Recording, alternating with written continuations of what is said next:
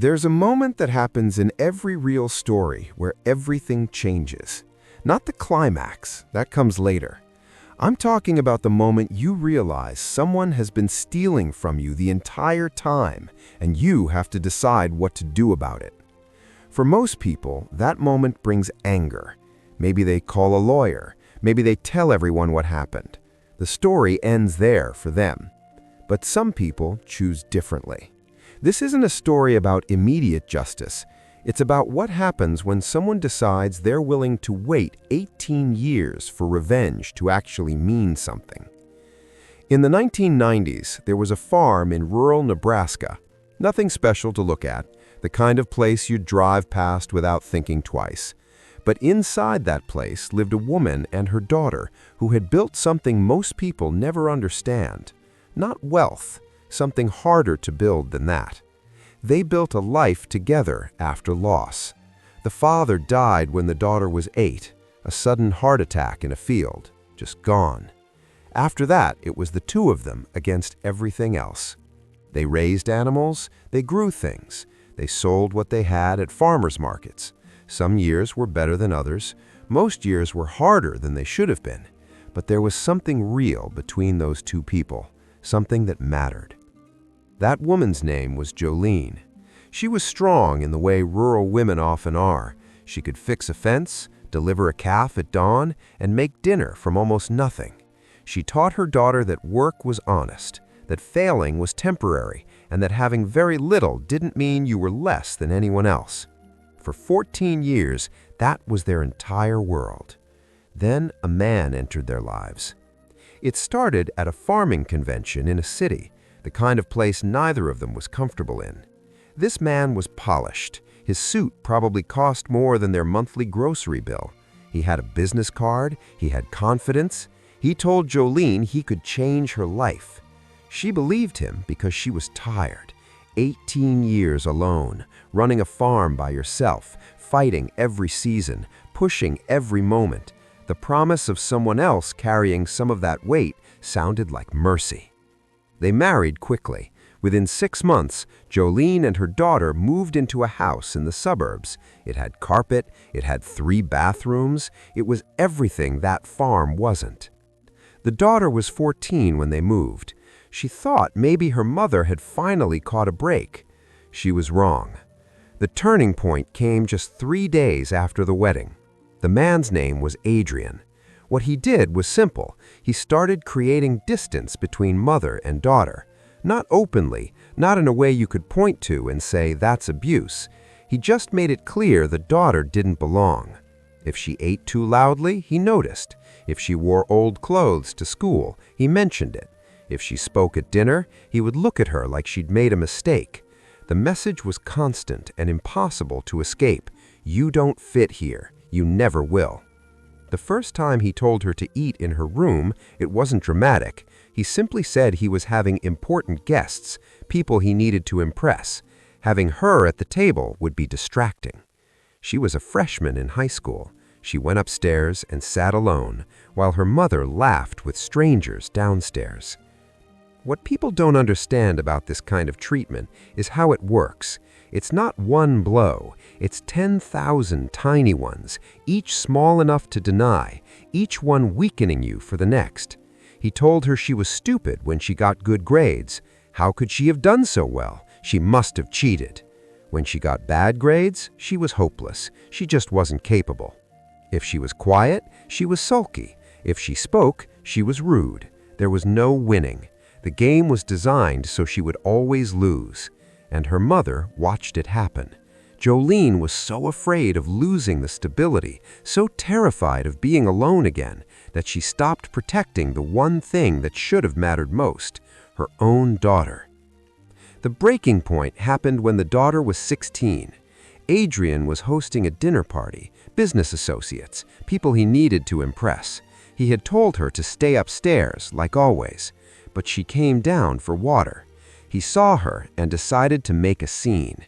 He put his arm around her shoulder and said something to his guests about his stepdaughter. He said she still smelled of poverty, no matter how many baths she took. Everyone laughed. that polite, uncomfortable laughter that actually validates the cruelty. They all heard him say it. They all found it amusing. That night, the daughter cried. Her mother never said a word about it. But something changed inside that girl. That night, in the darkness of her bedroom, she made herself a promise. She was going to make this man regret every word he ever said to her. She didn't know how, she didn't know when, but she knew it was going to happen. She was patient. She had learned patience from her mother, from years of farming, from understanding that some things only grow if you give them time. What most revenge stories get wrong is they show it as immediate. Someone wrongs you, you plot for 3 weeks, and boom, they're destroyed. Real life doesn't work that way. Real destruction takes years of preparation. It takes strategy. It takes becoming someone powerful enough that when you finally move, the other person never sees it coming. So, the daughter left. At 18, she moved to a city apartment that was barely livable. It was smaller than a bedroom. She called it home anyway because it was away from Adrian. She got jobs, multiple jobs, waitressing during the day, stocking grocery shelves at night, cleaning offices in the hours between. She slept 4 hours a night. She had no social life, but she had a plan that she couldn't yet articulate. What she was doing was learning. She started at the bottom of an investment firm, nobody's assistant, the person who made copies and fetched coffee. But while she was doing those things, she was paying attention. She was reading reports at midnight. She was learning how money moves. She was understanding the patterns that wealthy people use to stay wealthy. Her country background, the thing Adrian had mocked her entire life, became her greatest asset. She understood work. She understood persistence. While everyone else was trying to look impressive, she was trying to be thorough. She transferred to university on a full scholarship, top of her class, while still working part-time. When she told Adrian about her scholarship, he told his friends she couldn't get into a real school, so she had found a workaround. No matter what she accomplished, he found a way to make it small. But by then, she stopped trying to impress him. She understood something fundamental. Some people need you to be beneath them. It's not about your achievements, it's about their need to feel superior. So she stopped caring what he thought and started building. By her mid-20s, she was managing investment portfolios.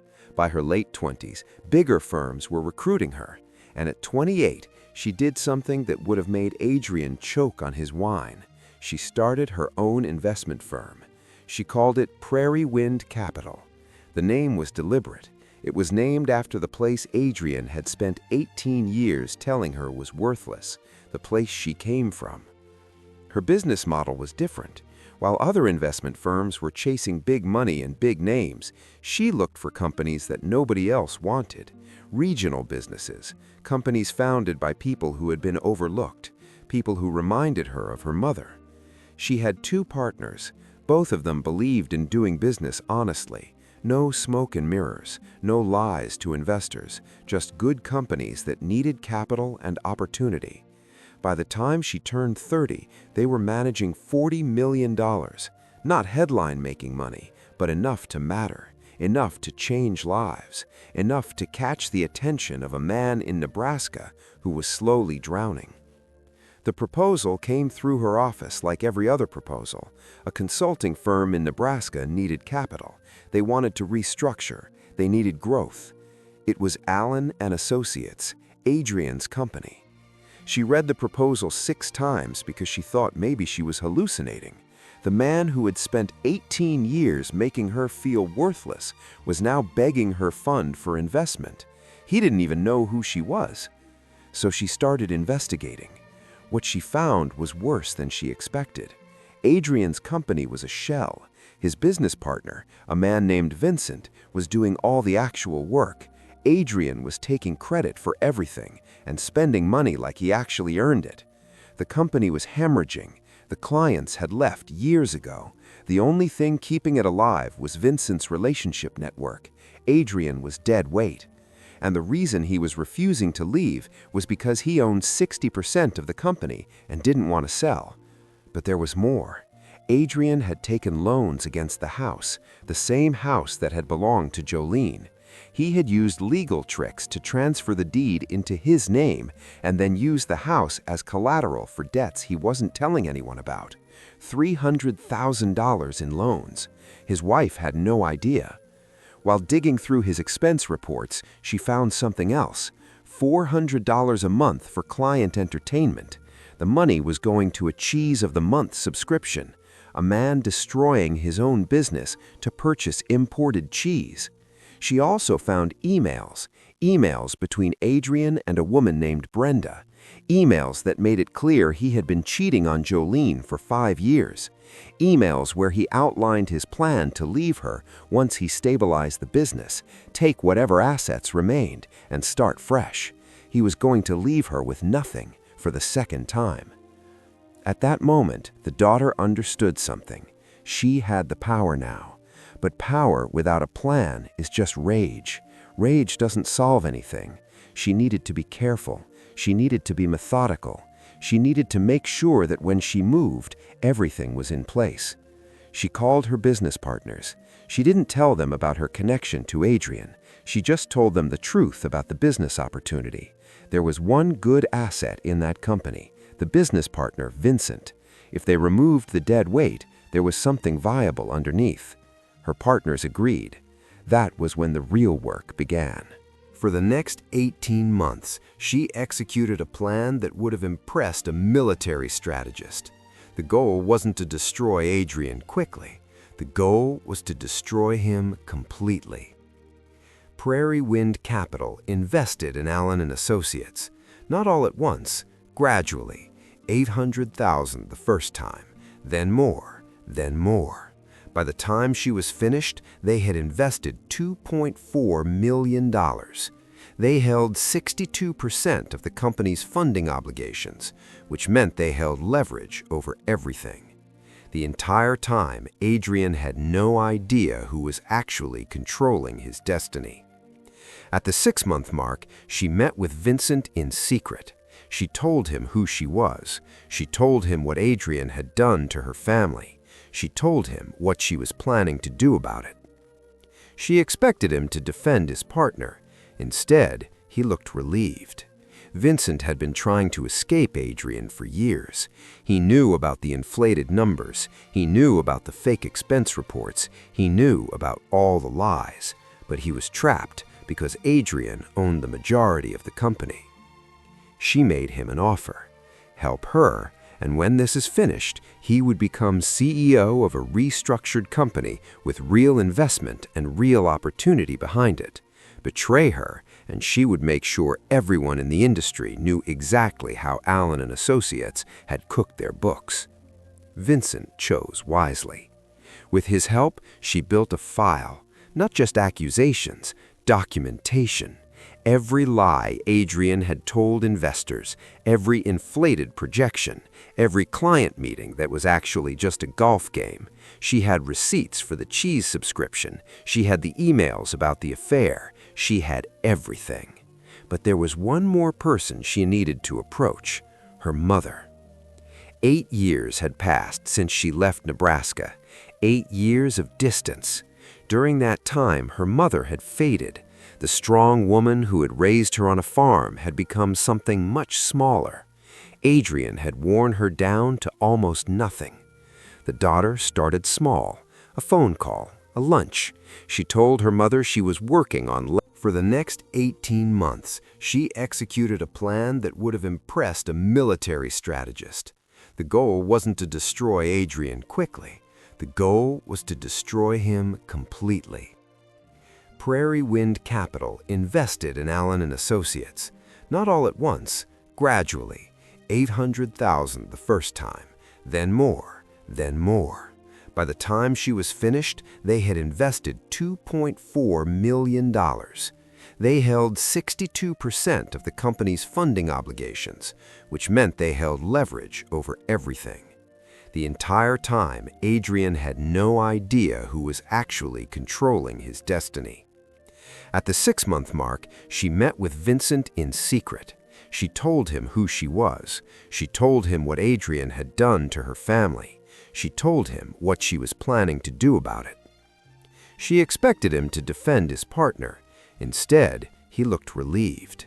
Vincent had been trying to escape Adrian for years. He knew about the inflated numbers. He knew about the fake expense reports. He knew about all the lies. But he was trapped because Adrian owned the majority of the company. She made him an offer. Help her, and when this is finished, he would become CEO of a restructured company with real investment and real opportunity behind it.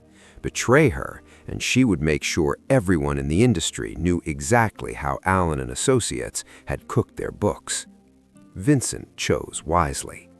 With his help, she built a file, not just accusations, documentation. Every lie Adrian had told investors, every inflated projection, every client meeting that was actually just a golf game. She had receipts for the cheese subscription. She had the emails about the affair. She had everything. But there was one more person she needed to approach: her mother. 8 years had passed since she left Nebraska.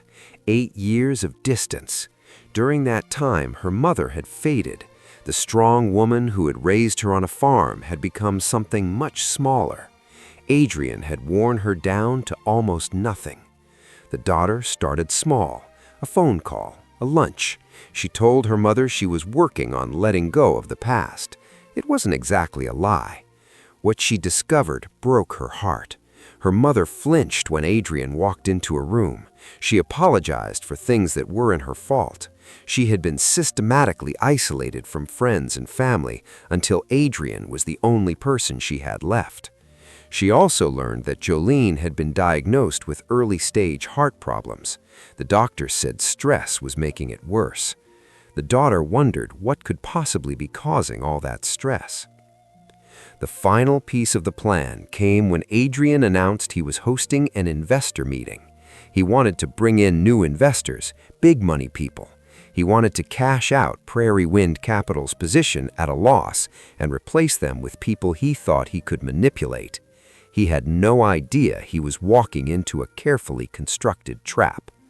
The daughter decided to attend in person. She bought an expensive suit, navy blue, perfectly tailored. It cost more than her entire high school wardrobe, but when she looked at herself in the mirror, she didn't see the scared 14-year-old anymore. She saw someone Adrian should have been afraid of from the beginning. She also called her mother and suggested she attend the meeting, just to be supportive. Jolene was confused. Adrian never included her in business matters, but she agreed. And then the daughter sent an anonymous invitation to Brenda, Adrian's mistress, telling her there might be an investor opportunity worth exploring. All the pieces were in place. The meeting was scheduled for March 15th. There's a certain poetry to that date, if you believe in that kind of thing. The daughter arrived early and waited in the lobby. She watched people filter in, the potential investors Adrian had been courting. Vincent, looking nervous but determined. Her mother, wearing an old dress that hung loose on her frame. She had lost weight. Adrian's kind of love will do that to a person. And then Adrian made his entrance, perfectly dressed, perfect hair, perfect smile. He walked like he owned the building. He probably thought he did. He started his presentation: strategic growth, exciting opportunities, everything positioned perfectly to convince people that Allen and Associates was actually a thriving company instead of a sinking ship. That's when she opened the door and walked in. Vincent was the first to notice. He looked away immediately, hiding his expression. Jolene frowned, trying to figure out who this well-dressed woman was. And Adrian, his face went through a transformation that took exactly 3 seconds. First came confusion. Who is this woman? Then came recognition.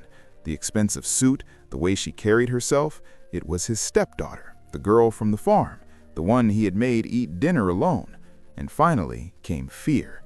She introduced herself: Aurora Murphy, managing partner of Prairie Wind Capital, the majority investor in his company. The room went silent. Adrian tried to recover. He told everyone there was a misunderstanding. This was his stepdaughter. She was confused about something. He tried to make it small, but she wasn't there to be small anymore. She opened her briefcase and started laying documents on the table. Financial records, real ones, not the fantasy numbers he had been showing investors. She explained that Allen and Associates had lost 60% of its major clients over 5 years, that the company was 3 months away from defaulting on multiple loans, that every growth projection he had presented was fabricated.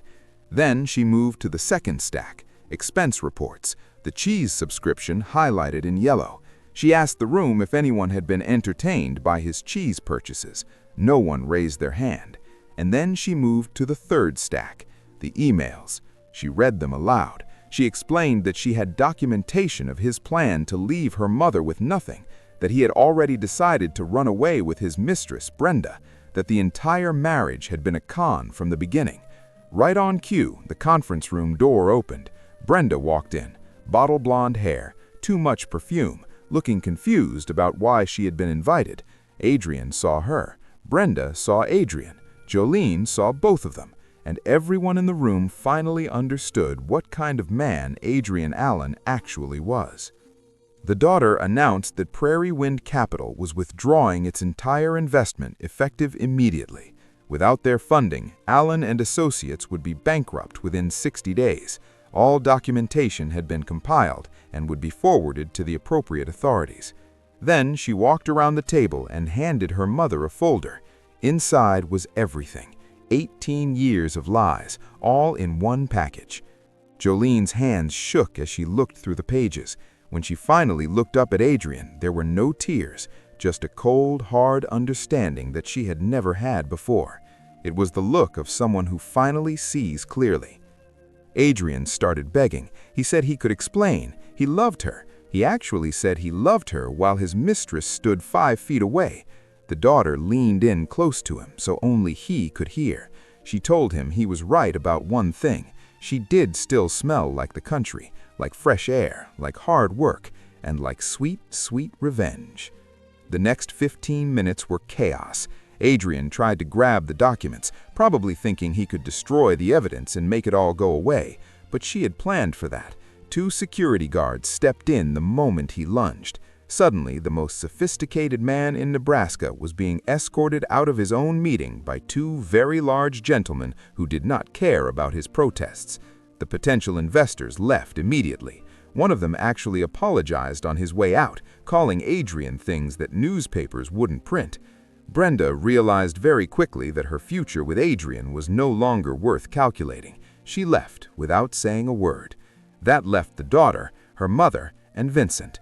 Vincent stepped forward and explained what had happened. He had been working with the daughter for the past year. He apologized to Jolene for not coming forward sooner, but he had been afraid of what Adrian might do. He promised that if given the chance, he would run Allen and Associates the right way.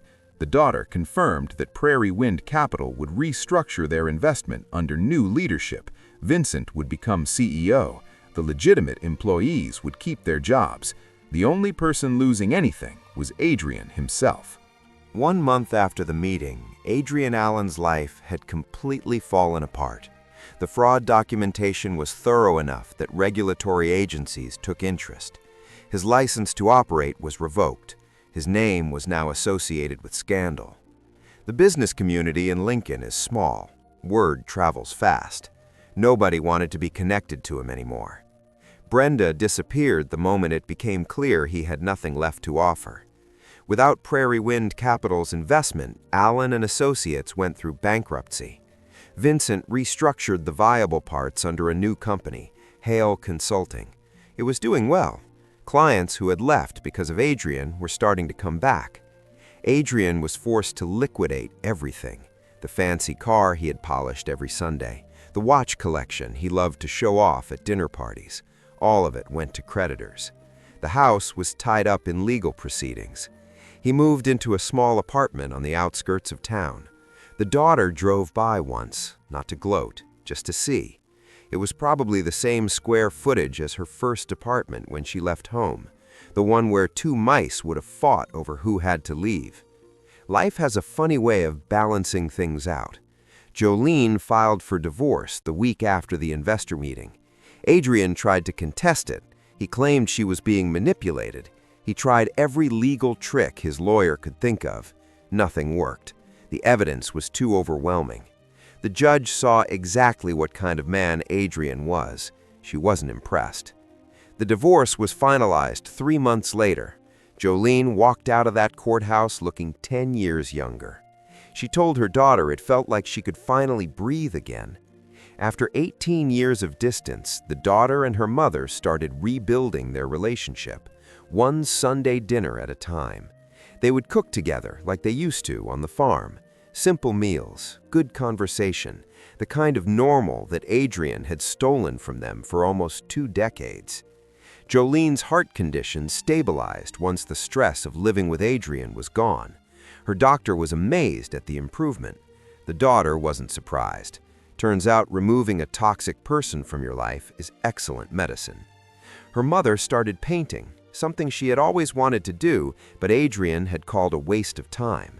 Her landscapes weren't gallery quality. They didn't need to be. She loved creating them. That was what mattered. 6 months after the divorce, Jolene met someone, a retired veterinarian named Harold. He was kind, patient, genuinely interested in what she had to say. When the daughter met him for the first time, he spent 20 minutes asking about her work and actually listening to the answers. She approved. Her mother laughed, a real laugh, the kind she hadn't heard from her in years. That sound alone made everything worth it. The daughter drove out to where their family farm used to be. Different owners now, different crops, different everything.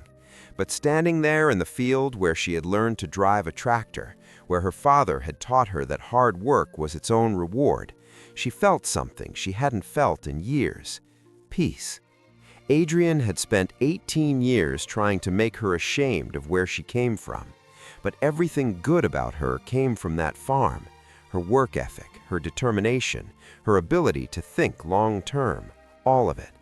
The poverty he had mocked was actually richness, love, integrity, resilience. You can't buy those things, no matter how expensive your suit is. People sometimes ask if she regrets what she did to Adrian, if she feels guilty for destroying his life so completely, if maybe she went too far. The answer is simple: no. She didn't do this for fun. She didn't do it out of petty revenge or because she enjoyed watching someone suffer. She did it because some people only understand consequences. Adrian had spent his entire life using people, lying to people, hurting people, and facing zero repercussions. He thought he was untouchable. He thought his charm and his suits and his confidence made him invincible. He was wrong. Bullies like Adrian count on their victims staying silent. They count on shame and fear keeping people quiet. The moment someone stands up, the moment someone refuses to be small anymore, the whole facade crumbles. Adrian's power was never real. It was just smoke and mirrors like everything else about him. And by the way, remember that fancy wine decanter he used to make his boxed wine look sophisticated? It wasn't crystal. It was from a dollar store 2 towns over. His entire life was a dollar store item with a designer label.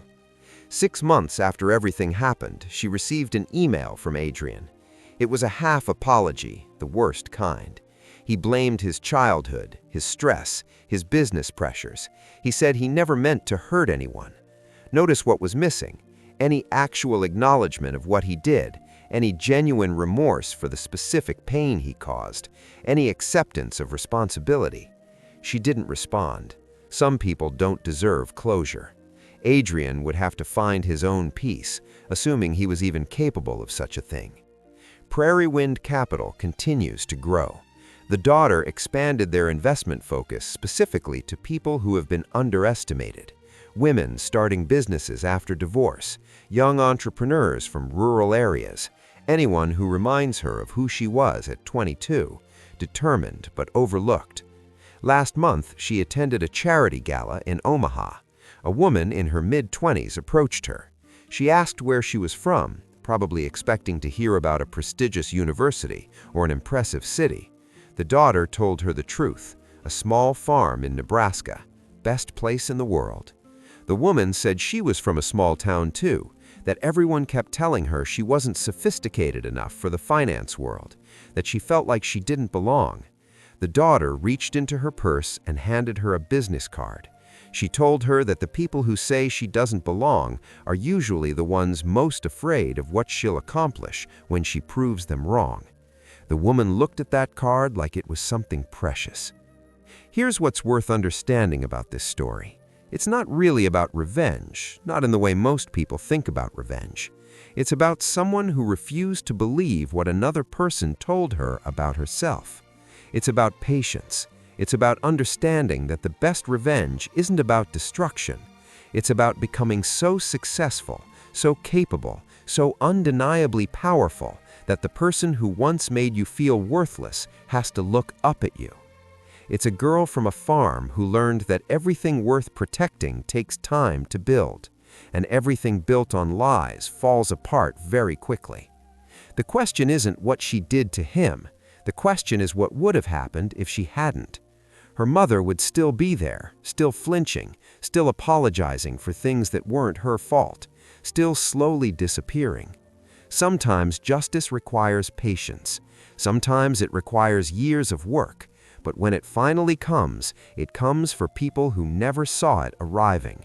And that, ultimately, is the real story here. Not the fall of Adrian Allen, but the rise of the person who was patient enough to wait for him to fall all by himself.